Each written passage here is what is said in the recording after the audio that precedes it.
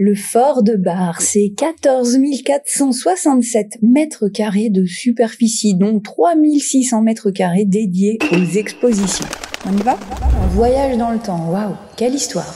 Le fort de Bar, à vol d'oiseau, pas si loin de Chamonix. ATMB et Globule Radio vous proposent maintenant un voyage sonore au départ de Chamonix. À vol d'oiseau.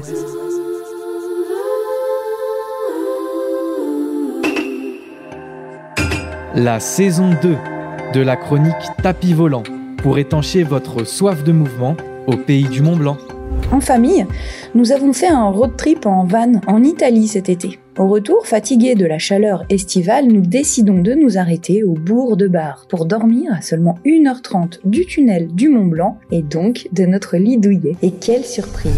Comme nous cet été, mon tapis et moi, on décide de rejoindre le fort de Bar en Italie en passant par le col du Grand Saint-Bernard qui relie la Suisse et l'Italie. C'est donc un voyage dans 3 pays que je vous invite aujourd'hui. Nous survolons Valorcine, toujours le même plaisir, puis en passant la frontière, nous jetons un regard sur le barrage d'Émosson que nous laissons sur notre gauche. La route est belle pour les motards sur la route du col de la Forcle en cette journée fraîche et ensoleillée d'automne. Nous surplombons Martigny et prenons la route de Verbier vers le col du Grand Saint-Bernard. De petit virage en petit virage, nous voilà au col. Nous passons au-dessus des hospices et du chenil des fameux chiens de Saint-Bernard. Après un stop au-dessus du petit lac, nous encapons la descente vers l'Italie et Aoste. Nous survolons ensuite l'autoroute de la vallée d'Aoste jusqu'à ce verrou glaciaire fermé par le fort de Bar. De l'autostrada, on le voit bien ce fort. Vous l'avez déjà remarqué, n'est-ce pas ? Si comme moi, vous n'aviez jamais fait le détour, faites-le. Le bourg est surprenant et vous plongera instantanément dans une autre époque. Le bourg, depuis toujours passage obligé pour entrer ou sortir de la vallée d'Aoste, s'est enrichi grâce à la circulation intense au commerce et au péage, conditions qui permettaient d'ouvrir des portes et qui ne furent abolies par la Maison de Savoie qu'en 1783. Jusqu'à cette date, toute la marchandise et même les animaux étaient minutieusement tarifés et catalogués. Par la route de Bar passèrent des produits exotiques et de luxe comme le sel, les épices, la soie, des animaux comme des éperviers, des singes, des faucons et des chevaux de toute race. Allez-y, remontez l'unique rue au charme médiéval, c'est authentique.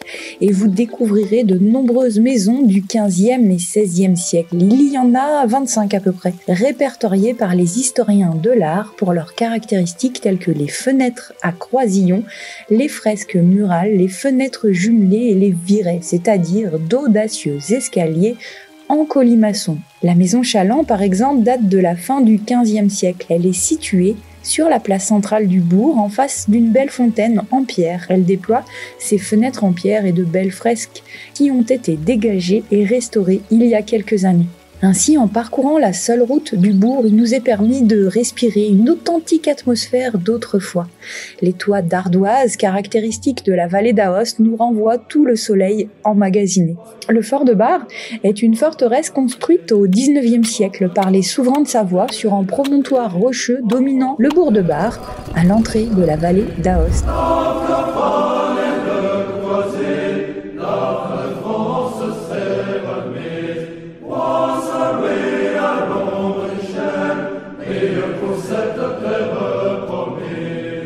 Il représente l'une des plus imposantes forteresses des Alpes. La place forte possède 3 principaux corps de bâtiments sur plusieurs niveaux entre 400 et 467 mètres de haut, 296 meurtrières, 806 marches d'escalier. En bas, l'ouvrage Ferdinand est en forme de tenaille et possède 2 corps de bâtiments. Il accueille le musée des fortifications et des frontières. L'ouvrage Mortet, placé derrière ce dernier, et la poudrière mitoyenne accueille les salles destinées au laboratoire didactique.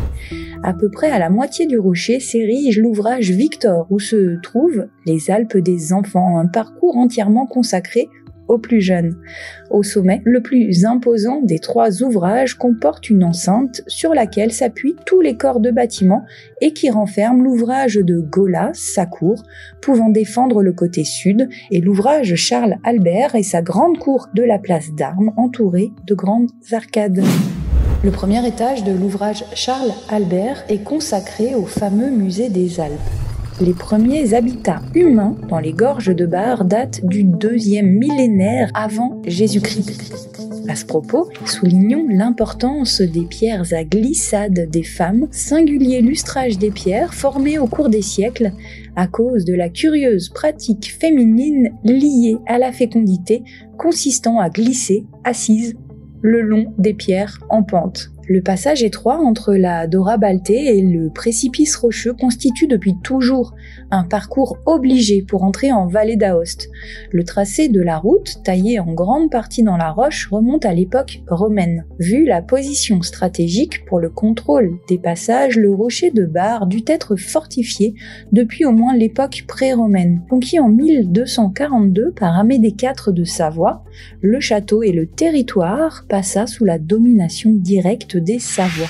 Au cours du XVIIe et du XVIIIe siècle, les structures défensives de la forteresse furent agrandies et renforcées. Mais le plus célèbre événement dont le fort ait été le théâtre est le siège de mai 1800. À l'aube du 14 mai de cette année, les 40 000 hommes de l'armée de réserve de Napoléon passèrent le Grand Saint-Bernard pour surprendre l'armée austro-piémontaise. La descente du col par Napoléon et ses hommes fut rapide jusqu'à Bar où elle fut bloquée par la garnison autrichienne qui défendait la forteresse.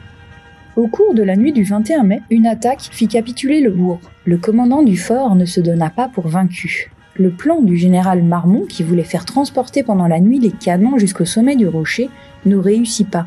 Les soldats français, ayant donné l'assaut pour l'énième fois, décidèrent d'assiéger le fort. Après une journée entière de bombardements, le commandant du fort signa la reddition, obtenant toutefois les honneurs de la guerre. À côté des passages ordinaires et de son histoire défensive, il y en a qui tranchent, parce que le nom de certains visiteurs est célèbre. À la suite de Napoléon, par exemple, se trouvait dans l'armée de réserve Henri Beyle, plus connu sous le nom de Stendhal, qui, à l'époque, n'avait que 17 ans. 36 ans après, dans son roman autobiographique La vie de Henri Brulard, Stendhal se souvient des jours aventureux qu'il avait passés dans l'armée de Napoléon et il décrit la bataille qui se passa au pied du fort, ce qui fut pour lui un vrai baptême du feu. La canonnade de Bar faisait un tapage effrayant. C'était le sublime, un peu trop voisin du danger.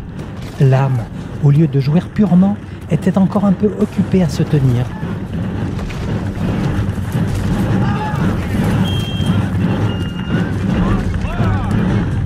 C'était la première fois que je découvrais cette sensation si renouvelée depuis, me trouver parmi les colonnes d'une armée de Napoléon.